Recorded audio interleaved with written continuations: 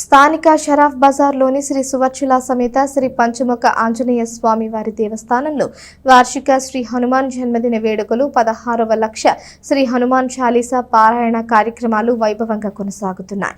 వైదిక క్రతువును వైఖానస పండితులు ఆగమోక్తంగా నిర్వహించారు.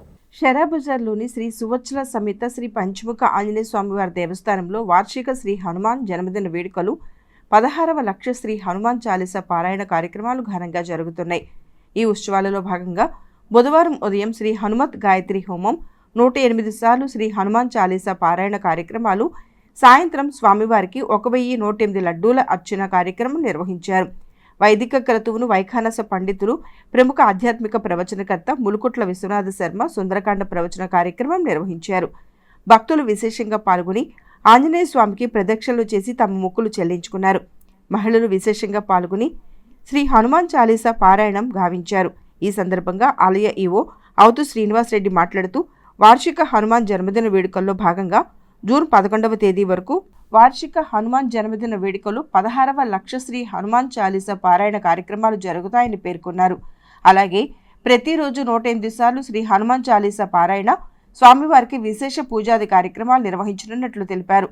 భక్తులు విశేష సంఖ్యలో పాల్గొని స్వామివారిని దర్శించుకుని తీర్థప్రసాదాలు తీసుకోవాలని కోరారు. ఉత్సవాన్ని పురస్కరించుకుని ఆలయాన్ని ప్రత్యేక అలంకరణతో విద్యుత్ దీపాలతో శోభాయమానంగా తీర్చిదిద్దారు.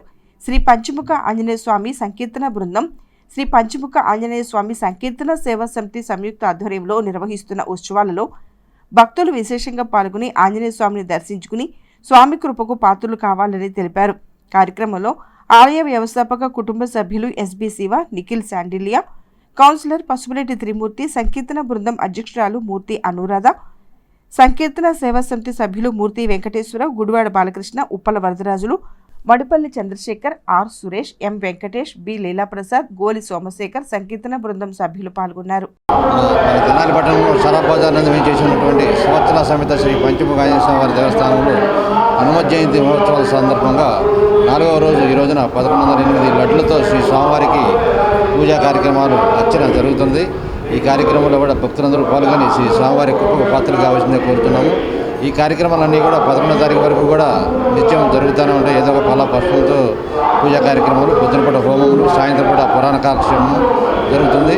ఈ కార్యక్రమంలో భక్తులందరూ పాల్గొని శ్రీ స్వామివారి కృపకు పాత్రలు కావాల్సిందిగా కోరుతున్నాం.